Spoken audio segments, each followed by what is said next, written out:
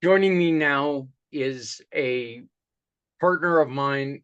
I met Ricky a couple weeks ago. We sat down, we had a wonderful conversation. A lot of things are similar. Of course, there's quite a gap in age here, but but still, there's a lot of similarities in it, and the heart that shows through on Ricky was one of the things that I absolutely loved the most. Ricky started Ricky Birkenstock's coaching, and he is in a very familiar area to me in Fort Collins, Colorado. So I'd like to welcome to the show Ricky Birkenstock. How are you doing, brother? Thank you, Zach. I'm doing very well, man. It's a pleasure to be here. You know, you started you started coaching after you realized your life was in trouble with the path that you were going, and you realized that you had so much more to offer people. Mm, yes. Yeah. I think to shine a clearer light on that, it was coaching was a side effect of the transformations that I was creating in my own life. And as you know, Zach, and we'll share with the audience, I was involved with gang activity, drug life, and then I found myself in jail. And so when I found myself in jail, that was really the turning point of my life where I finally took responsibility. And I said, okay, so I created this. And this was, I will freely say, below what I ever thought would be my worst case scenario. So we could say that I smacked my rock bottom.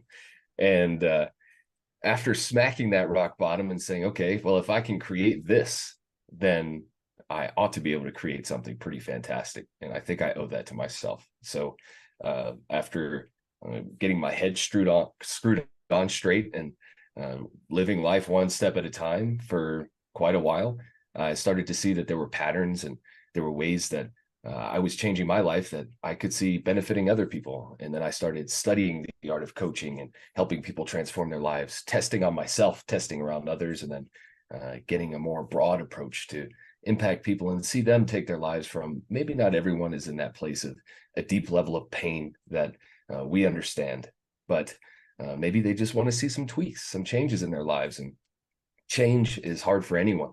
So being able to help get that get that change rolling and moving and make it sustainable is something that I do. I take a lot of pride and joy in being able to do. Let me ask you a question here on something you said. You mentioned that I put myself in this situation. How hard was it to break the thought that I'm in this situation because this is the way that my environment is, instead of, how hard was it to break from being there? Because we know that when we all get in trouble, our first thought is, well, this is what you made me, or this is how I grew up, or this is my situation. To move it to, I put myself here. This is my fault. How difficult was that for you? That's a great question, Zach. And because I like to lead with I call it a more naked approach. I'll tell you, man, I'm human. So my first reaction was not, hey, I put myself here. My first reaction had, some profanity and some victimhood tied into it. But, you know, the realization really encapsulates the idea that life is a combination of choices. At each point, each fork in our road, we can choose left, we can choose right. And life isn't so black and white, but we can simplify it to that. And I had the option to either say, this is not my fault. This is because something unfair was done to me. And I also had the choice to say, well, if I want to be the creator of my life, then I have to start taking responsibility. If I want to see myself empowered, living my best life, I can't sit here and look at other people because it's my actions that put me in this position. It wasn't theirs. It was just lucky timing that things happened, whatever it was. And it was that choice to empower myself. And sometimes empowering ourselves is a very painful thing because it does mean taking responsibility. It means this is on me and my future is on me. And once we make that decision, now we can create, now we can move forward. It was a bad choice. It wasn't a uh, mistake. You know, you didn't make a mistake. You made a choice, and that's one of the things that I try to tell. When I get to talk to like the foster kids and everything, is like, look, Mm, when you do something that you know is not right, that's not a mistake.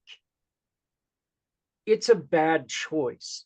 Bad choices are made throughout your life. You're going to make different you're going to make choices that are wrong throughout your life. It really depends on you on which ones you make, I mean, there's a difference between, oh, I should have made a left instead of a right. mm, I knew I should have made a left, but I didn't. Or, oh, I'm going to take and swallow these additional pills and nothing's, it won't hurt me. I'm mm. Ironside. What do you Is that message anything that you try to give to people? Is that one of the messages you try to get across, or am I on a different path here than you are? Zach, I love the deep wisdoms that come out of you. And the reason I point that out is because you often say something about how you're not a smart man, yet every conversation we have, I sit here saying, "You son of a gun, you are brilliant, man," because this is an ancient wisdom. No matter what spiritual background you have, no matter what your belief system, we can all see the relationship of cause and effect. And if we focus on cause and effect, there is no such thing as a mistake. To every action, there is a reaction. Yeah. And just like you said, so you choose this route, there will be an outcome. Our thoughts, our beliefs typically lead to our behaviors, and our behaviors will ultimately lead to our results. So that is a model that I teach all the time. And it really shines a light on exactly what you're saying there, that there's no such thing as a mistake. This is a culmination of your choices, of your behaviors and your actions. And every action creates a result. I'm going to tell you something. We've got a lot of partners that have been coming in lately that have resonated with me. And the conversations with these partners, such as yourself, has just gotten so much deeper and so much, I really love that we're able to discuss things on a one-on-one level because of the similarities, but because of the moral path that Mm, that I think that we find ourselves on. We're going to have our differences. We're definitely going to have our differences. That's not a problem. We don't really focus on differences, which is one of the problems that I see in the world today is everybody's focused on the differences when what we can do is we can sit down and we can focus on reality, the the way to fix something and the best way to come about it. Um when you approach something, Ricky, what is the first thing that you want to tell them in your coaching? And why don't we start with explain your coaching to people, and then we'll circle back around to what's the first thing that you try to tell somebody when you first start coaching them? mm. I think there's a great way to meld the two questions into one, because what any of my clients would tell you is um, there's a general state of misunderstanding when it comes to how to coach, how to affect change, how to help people transform their lives effectively. And a lot of it boils down to I don't tell someone to do anything. Mm-hmm. And it's my mission to share with the person in front of me that all they need is already inside of them. And one of the things that I try to do, or that I do in my coaching, is create a safe space. So within that safe space, everything can be discussed. We can put everything on the table, take all the armor off. And then B, I know how to turn myself into a magnet to pull the greatness out of the person in front of me. And we do that through questions. And that's why the approach looks different with every client, but essentially it's really session after session, powerful questions, deep conversation, shedding light and awareness on certain areas, certain patterns, and gaining that clarity that they need to continue moving forward. And sometimes that's super simple, and other times it gets really deep, and there's traumas brought up, and there's healing to be done. And that's why I never like to put, that's why I call it deep coaching, because it's kind of like, if I've never done this myself, but I imagine it's kind of like scuba diving, where you find a new place to go diving and you find new things down there. Yeah. And maybe sometimes you find the treasure closer to the top, and other times you have to go deeper. And there's no right or wrong to that. It's, every process is unique, each session is unique. So I guess I could call myself a professional, emotional, mental life diver. And I take my clients along that journey with me. We're on that together. I like that, because using the diving metaphor, you change your coaching as with the person, because not only can you maybe find the treasure up top, who's to say what someone's going to find as the treasure? Maybe someone's going to seeing their first ever, their first ever blue coral is their treasure. That's what they wanted to see. Or maybe, the tuna is the first, that's what they wanted to see. That's their treasure Mhm. in life. It doesn't always have to be gold. It doesn't always have to be silver ingots. It can be something so much deeper. And so, but you do make sure that you individualize. It's not all, you're not going to sit in a room with 30,000 people and tell everyone, this is how you do it, right? It's Yeah, got to be that's different. It's got to be, because you know what? In those 30,000 people, you're not going to have 30,000 successes if they mm, follow your way, because mm, you've got 30,000 different people with different goals, with different abilities, with different, it's difference. We, we can't treat everyone the same. Everyone has got to be treated individually. And because every single one of us is individual, right? mhm, So when what is the most important thing that people need to know? mm. I love that question, because if, let's transpose ourselves in front of, say, a million people right now. There is no one, uh, you could say, panacea cure for everything, but there are principles. And the number one principle I want any listener to know is that the answers already lie within them. They are the key. They are the one that they've been looking for.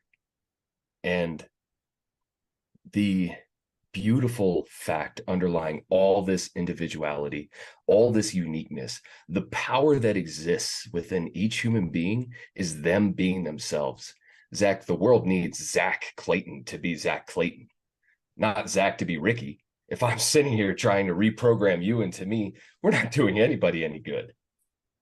But to help you become more of yourself, to bring your authenticity, your gifts to the surface and learn how to live into those, oh, there's nothing more beautiful than that. And Thank that God, is, I'd have a lot of work to do just body style to get to be a Ricky, because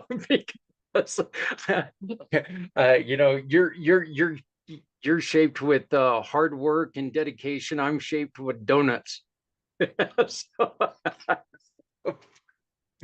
look, I again, that's where you and we can talk. I swear to God, we could probably talk every day for hours, and never talk about the same thing twice, because there is, you know, uh, I love the fact that the individual is something that's so important to me, because I think, and of course this is my own opinion, but I think anybody trying to be someone else, like you just said, I think that's dangerous, because you're not someone else. You need to find your own way. You need to use your own brain. You know, I used to think that God, one of the greatest gifts God ever gave us was our own opinion. Now I'm kind of worried about that at certain times, but I'll change that. The greatest thing that God ever gave us was our own ability to make our own decisions, Mm. and look, we can do, there's not a single person out there who can't do miraculous things. And you just, like you said, you have to find it. You have to be true to you, because you can't be true to someone else if you're not true to yourself, right? What what is the first I guess what I want to know is, what was the first question you asked yourself when you were in that defining moment? Mm. What was that first question you said, okay, Ricky, blank? What was that question?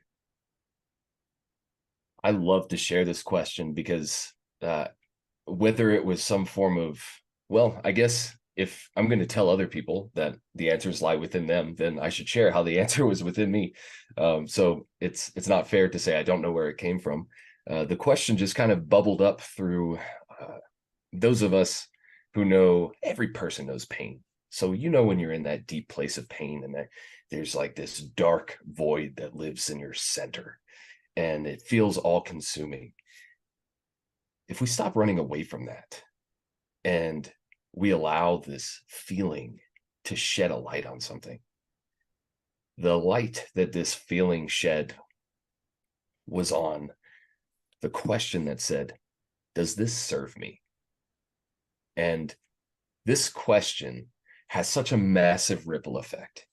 And my first focus was actually, I mean, it was something that came so naturally to apply it to the way I thought. I just started applying it to my thinking, to my beliefs. I'd think something, it'd get me all worked up because I was in this cycle of, I had been, we talked about this, Zach, being diagnosed with depression at early ages and put on antidepressants. And I hope you don't mind me sharing that. I'm sure you've Oh shared it. no, please do, Um, please. but it's such a disempowering thing to have that happen to you. And then we all take these thoughts, these beliefs into our adulthood and the way we live our lives, whether they're our parents' beliefs or our friends, or at this point in time, any number of social media influencers. Uh, why do I think this way? Why do I believe this way? Boils down to, does this serve me? I mean, it doesn't really matter if it does serve you. If it makes your life better, if it helps you improve the lives of other people, I don't care where it comes from. But where I was, almost everything in my life did not serve me. So it was a very simple question of, does this serve me? No. Well, then how can I change this? How can I reframe this? How can I shift this, transform it into something that does serve me? You know, I wonder, um, I wonder, you were in a, as you mentioned before, you were in a position where drugs were a huge part of what you were doing. And with drugs comes a lot of money. How was it that you said to yourself, you know what, this is something that serves me great right now financially, but this isn't and I say this knowing that a a young man that I have cared for a long, long, long, long time. Mm. Um, after I mean, and we lost contact quite a while ago. And one of his goals in life, I found out later in life, one of his goals in life was to be the American version of one of the drug kingpins. And it's like, oh my God, what happened there? You know, and how was it that you decided, okay, look, this may serve me, great financially now, but is financial everything? One, and two, this can't last. It ain't gonna last. This isn't, and because we know, and this is another thing that I'm a little unclear on how you made that decision, because we know that a lot of times these young kids today see that prison sentence almost as a badge of honor sometimes. They see it as their education even. Mm, How do we get them to make the step that you made? What do we need to do as adults who care? I'm not saying as a general public, because they don't give a damn about the general public. How do we change their mind about adults who care about them? They are our first responsibility. mm. This is a very powerful question, Zach. There is no one answer. This is complex. So as we talk about from the beginning of this interview to now, an individual by individual basis is definitely important. Just showing people that you care, that you're there, that you're open to listening, and asking them these questions. So principally, what I would say is leading by example is one of the best things you can absolutely do. A lot of us were raised in environments where people live with a martyr syndrome, which is where, like, yes, this is so hard, and yes, everything I do is so hard, but it gives you some sense of righteousness. And no kid wants to see that. And that's no way to live your life either. I mean, Yeah. um, we all find role models, and we all find things to look up to. I understand that way of thinking very deeply. My role models from the beginning were rappers, and that's why I was living my life the way I was. I thought it was awesome, and then there was a degree of some sort of twisted pride that came from being able to say that I had been locked up. And that question of does this serve me runs so deeply that if one really gives themselves the time to ask this question, you can see why you want this thing. I mean, is it really going to make your life better and the lives around you? Why do you have this desire to do this thing? So creating the space to ask the powerful questions and to ask these kids, why do you feel this way? Where does this come from? And then to teach them, because it was a revolutionary thought to me when I first said to myself, I can create my life. I do create my life. Kids need to know that. I mean, they're these beautiful, clean slates that can choose to, and I'm going to say this because I believe this deeply, that whether or not you choose to, we are all brainwashing ourselves. The books we read, the media we watch, what we consume, we're feeding our brains. We all have a mental diet. And if you take a child and you put them in an environment where they're given the mental diet of empowerment, and empowerment is it's not a thing, it's not a tool. Empowerment is a feeling. And it's a feeling that is a result of getting the tools, the support, and the general guidance and vision necessary to succeed. We give children these resources, oh my gosh, and show them that there are results that come from this. If we can tie the cause and effect principle into a child's mind where they understand what I do has results. I want this outcome. For me, I wanted, there's a type of Rolex that uses a meteorite as the disc, as the dial. And I used to always say, I want a meteor on my wrist. Like that would be awesome. And I want a Ferrari. And have you ever sat in a Ferrari, Zach? Oh no, I couldn't fit in a Ferrari if I tried. I I tried to sit in a PT Cruiser at one point in time, and I had to. I seriously looked like Fred Flintstone and Dino, where I had to open the sunroof because my head was like way the hell up here. I mean, it Mm. did. I looked like this when I was driving. I had to like lean down to see the you know. No, I couldn't. Oh man, I would feel like I was falling for a week to fit inside of a Ferrari. So, but Okay, well, beautiful answer, man, because the point is it's a race car. yeah, It's not comfortable. This is not a luxury vehicle. right. So, like, why do you want this thing? So, um, here's the point. Jim Rohn gave a great talk decades ago about how to speak to a child. And he said, you have to be able to speak the child's language. So if we can take the time to understand the things that they look up to, the things that they're interested in, and then help them see, what is it about this that you really want? Is it the money? Is it the fame? Because you can do that. I didn't know this. You could do this legally. Online business models. You can do it legally, go to sleep without a single fear in your mind every night. Oh my gosh, it's so freeing. And what most of us want is freedom. And to be able to speak their language and help them realize what they want, that's powerful.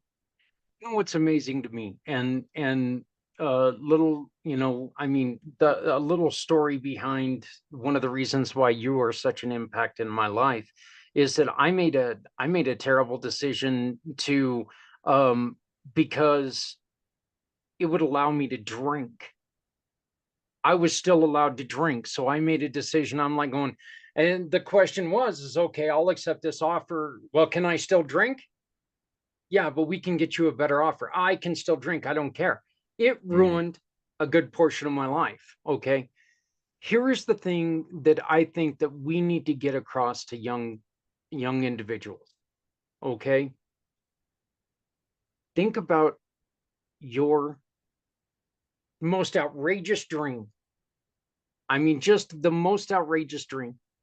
You just said it. Okay. Your Ferrari, all this other thing. Think about it.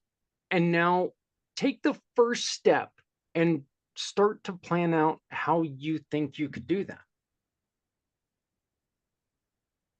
in a legal way, or just, but here's the way to do it. Be imaginative about it, because you know what?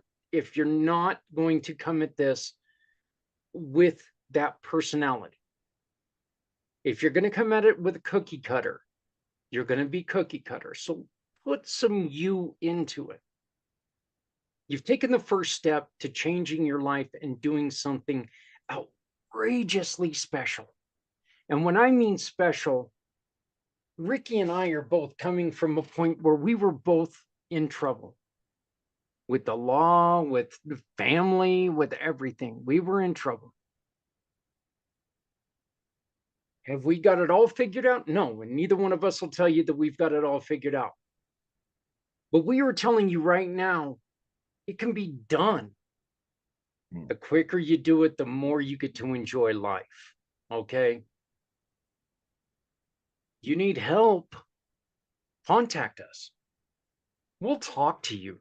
And the one thing that I am going to tell you right now, and I'm pretty sure, Ricky, you'll back me up on this.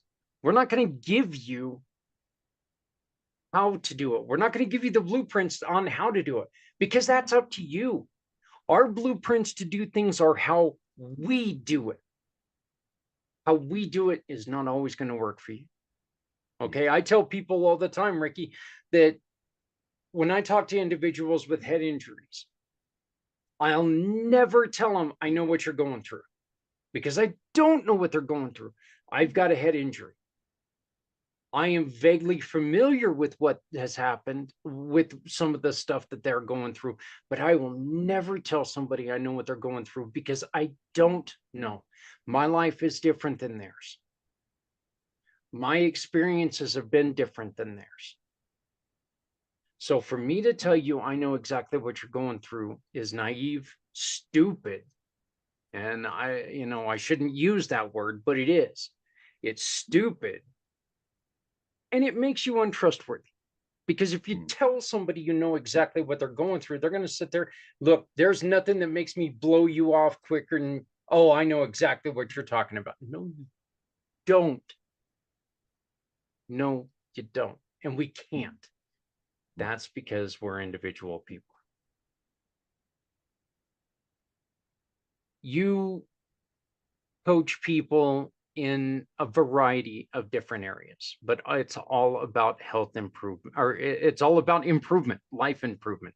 You help. Why don't you give us like a list, a rundown on what all you want to coach people on it? Sure. So I call myself a life quality engineer because at the end of the day, I believe what everyone wants is just a higher quality of life. And um, to do this, what I do is I focus on what I call the 5 dimensions of life quality. And there are more dimensions than this, but I also have a core pillar that says, let's simplify everything. So we've got 5. So that's the physical dimension, the mental dimension, that's mindset, emotions, trauma, things of that nature, the relationship dimension, the financial dimension, and the spiritual dimension. And we don't work on all of them at once. The whole point is that it's holistic and there's always a ripple effect. So as you see the improvements in one, you ultimately see the improvements in the others. And being more progress focused is a great way to break any self-sabotage patterns, hard thinking on oneself, like I should be here. If we find ourselves shoulding ourselves, we probably need to talk to someone. So there is no shoulding. It's, wow, look how far I've come. And if you stay focused enough on your progress, you won't even believe where you end up. I mean, just like what you're saying, Zach, there is no one set framework or blueprint, but we can help people create their own. And once you create your own and you stay focused on that progress, oh my gosh. I mean, where I'm at today, I would have never guessed 10 years ago. I would have thought you were crazy, mostly because 10 years ago, I thought I'd be dead by now. But it's also far, far better than my dreams ever were. So, yeah, that's long and short. I think one of the important messages there are don't should all over yourself. So, That's right. I really, I wanted to say that after you were talking. Ricky, you're part of the Community Pay It Forward program. Oh, and one more thing I wanted to add to that. You have to remember, I think is never going to be as strong as I need. Mm. I think I want to quit smoking. That gives you an out. Mm. Look, I'm going to quit smoking. You have no out. There's no out there. I'm going to do it. I think I want to improve my life. I'm going to improve my life. So, those are just a couple things that, you've little mindsets. Little mindsets can lead to huge improvements. Absolutely. So, and, sitting pat is not conducive for success either. Jeff Bezos, Elon Musk, Zuckerberg, they don't sit still. They change things all the time. All the time. Not always for the best. I mean, but they do. You can find Ricky's page on communitypayitforward.us/Ricky or comma Birkenstock. So just go there, and this video is actually going to be on this page later on today. And actually, by the time that people are watching this video, it's already going to be there. So go there now and you can see the difference. But Ricky, you've also got a landing page that you are about ready to lease, correct? Yes, sir. So ricky.birkenstock.com will be live here in the next week or two. And so if anybody's listening to this at a later point in time when this interview gets run again, it's probably live already. So feel free to give ricky.birkenstock.com a search. And you can also find me on LinkedIn, where I'm at currently. So just search my name and you'll see it loud and clear. It says Life Quality Engineer. And again, all you have to do is go to communitypayitforward.us/Ricky Birkenstock, or up in the search bar, just put in Ricky and Ricky's going to pop up. Ricky, how do people reach out to you, my brother? So people can reach out to me at my email, and my email is really simple, ricky.birkenstock@gmail.com. And I can also be reached at LinkedIn. I'd love to give out my phone number, but I teach and recommend having strong boundaries. So that is a boundary we'll cross when we have a personal relationship. So All right. right now, LinkedIn, email, please feel free to get in touch with me. I'll get back as soon as I can. I'm really glad you said that. That means that we need to change something on your landing page on our website. We've got your phone number on there. So I'll get that changed right away. So Okay, thank you. but um Ricky, on a personal note, man, I love you. Haven't known you for a long time, but I've known you for a great time. I love you. I really do. You've you've added so much to me personally, you know, outside of business. And you joining with what we do, I see us working together as nothing but good can happen with this, you know. You're a powerful individual. Your story means so much to not just you but other people. um I think that your story is there, and it's proof that, you know what, I don't have to live this because my environment told me this is where I live. You, my friend, are inspirational, and I love you, man. I really do. And I thank you for being one of our giving partners. And I look forward to a long relationship. You and I are in cahoots in the good way.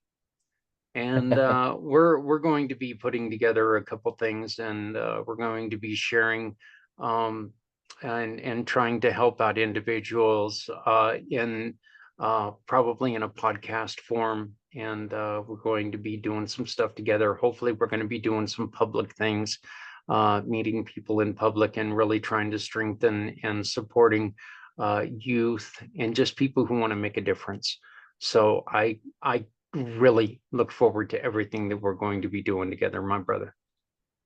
Awesome, Zach. The sentiment is mutual, man. I love you, and the fact that you are so open and willing to talk about your story and what you're doing. I mean, that's why I aligned with you, man. You lead with your heart, and all my life experiences have gone to give me at least one thing, and that's a pretty darn good gauge of character. And I love to align with passionate people, and you, sir, are someone who leads with passion, and that is going to change lives and this community. So thank you for what you do, man.